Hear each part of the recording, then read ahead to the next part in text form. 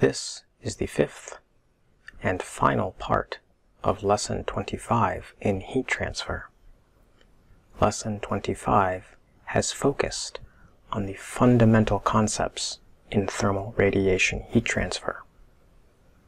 We have been discussing the four physical processes associated with thermal radiation heat transfer between two surfaces. They are emission, absorption, reflection, and transmission. We then talked about the concept of the black body surface, which is an ideal concept, an ideal surface against which all other surfaces will be compared. In this final part of the lesson, we will talk about the total emissive power from a black body surface. We will also discuss how to calculate emission in a particular wavelength band. By the end of this lesson, you should be able to explain in your own words what the Stefan-Boltzmann law represents physically. You should also be able to calculate the total emissive power from a black body surface given its temperature. Finally, you should be able to calculate the black body emissive power in any desired wavelength band. On with the final lesson. All right, so the other aspect, the peak, there's also the total area under the curve, and the total area under the curve is given by the Stefan-Boltzmann law. Okay, so the Stefan-Boltzmann law just represents the integration of Planck's distribution over all wavelengths. So let me break this down. So you should write it down. On the left-hand side, we have the total emissive power. Total in this case means over all wavelengths, right? And it's a total emissive power in particular for a black body. And that's the reason that we write E, right, for emissive power. And we have a subscript B. And the subscript B means for a black body. That'll be notation that will carry forward into all the parts of the class, right? So anytime there's a subscript B, that means for a black body. Over here, we have Planck's distribution. We have the spectral emissive power, and the lambda is what tells me it's spectral. So lambda here means spectral. And we're integrating, this is Planck's distribution. Like the EB lambda is Planck's distribution. It's the spectral emissive power. And we're integrating it across all wavelengths. So that's the entire area under this curve. Okay. So the area under these curves is equal to this nice simple result. You go from this super complicated equation. Here, we're integrating that over all wavelengths. And look, the wavelength shows up here, and it shows up in this exponential. It's super nasty. Okay. The algebra is awful. But when you work it out, of course, I didn't do that. Actually, I had to do that in grad school. I had an awful radiation professor that decided that, you know, it was somehow worth my time to work out all that math. So I had to figure it out how to get to this, but it does boil down to this very simple result. Okay, so this is the Stefan-Boltzmann law. A lot of times, you're only going to see sigma t to the fourth because it's already been assumed that the index of refraction is around 1. Okay, but I want you to remember that it doesn't always have to be that n is equal to 1. If you're emitting into glass, which can happen, right? N is equal to 1.4. N is equal to 1.4. So a lot of times in the book, you're going to see this. But that means that the book has already assumed that you're emitting into air.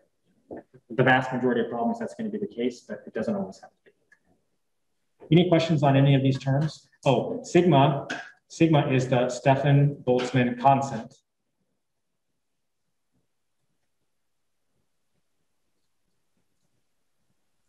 And in the SI system, it's equal to 5.67 times 10 to the minus 8 watt per square meter, Kelvin to the fourth. Right? Units have to be that because we're multiplying by temperature to the fourth. That gets rid of Kelvin to the fourth, and the units of emissive power are watt per square meter. So if we get rid of the Kelvin to the fourth, we get to watts per square meter.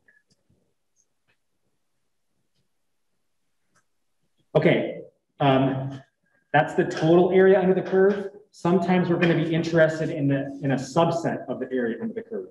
That's called band emission. So band emission basically says, don't integrate over the entire thing, integrate over some subset.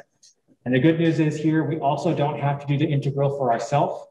We have something called fractional emissive power functions. So this is the fractional emissive power. It's unitless. And it represents the fraction of energy in that particular band. So if you want to get to the unit thing, you multiply by the total area under the curve. So this is like the fraction of the area under the curve times the total area under the curve. So there is a table, which I'll show you in a minute, table 12.1, right? Tabulates fractional emissive powers, but it tabulates F0 to lambda. It always uses lambda 1 equal to 0. So it sets the lower bound of the integral to 0. But a lot of times we don't want to have the lower bound equal to 0. So do you see how could I get to F lambda 1 to lambda 2 by combining F0 to lambdas?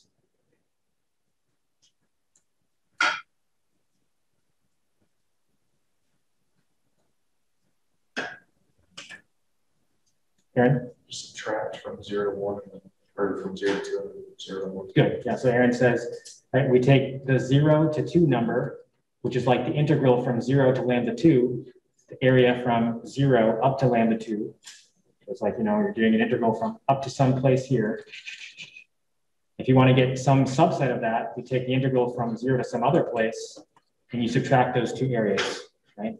So you have F0 to lambda 2 minus F0 to lambda 1. Okay? So table 12.1 tabulates F0 to lambda.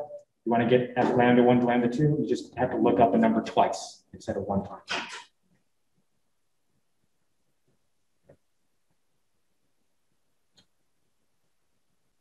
So let's do a quick little practice with that. So here is a subset of table 12.1 from your textbook.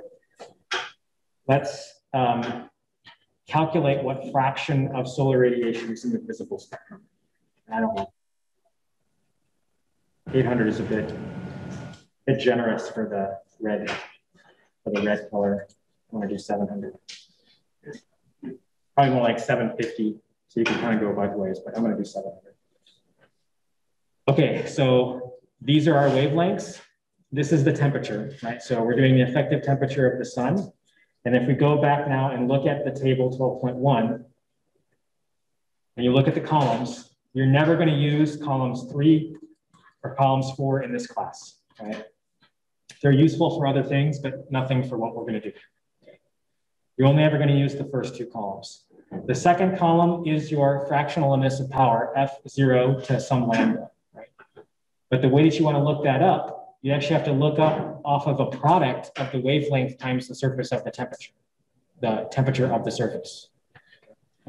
So we need to get the product lambda t in order to find the right row in the table. Okay, so if we're looking at this particular problem, then step 1 on any of these fractional emissive power questions is usually going to be calculating the product of the wavelengths times the temperature.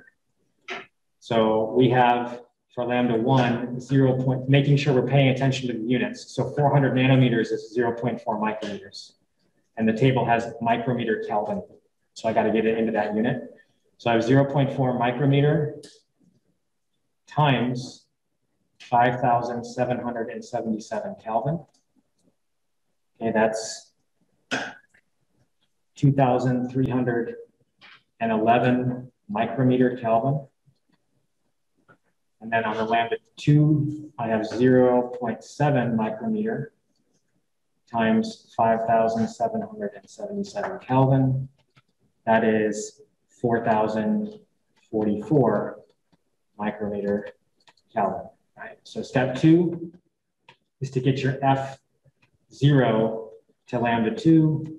and your F0 to lambda 1. Sometimes when I write these, I'll also just write F0 to lambda 2t or lambda 1t, okay? Because that's what's in the table, but don't be confused by that. I'm just meaning up to that particular loop. So to get this F0 to lambda 2t, that was this 4,044. We go into the table. Got to find 4,044. There is no 4,044. There's a 4,000 and a 4,200. 4,044 is really close to 4,000. Yeah, so let's just use the number for 4,000 to represent 4,044. So it's about 0.58.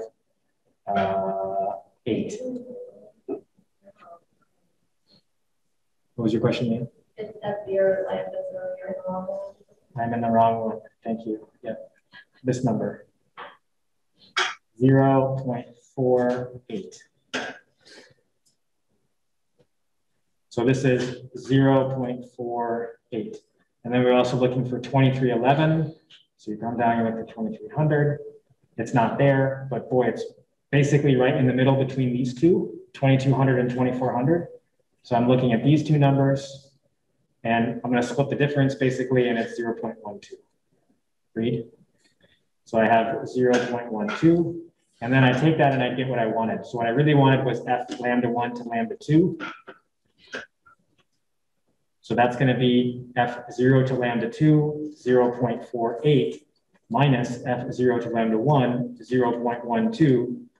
So this is, what, 0.36. So about 36% of energy in the visible spectrum. A lot of times it's rounded to 40. About 50% of the sun's energy is in the infrared spectrum. That's the vast majority of energy from the sun. About 40% is in the visible, and then about 10% is in the ultraviolet, and that's why we wear sunscreen, yeah, because that's the part that destroys our skin cells.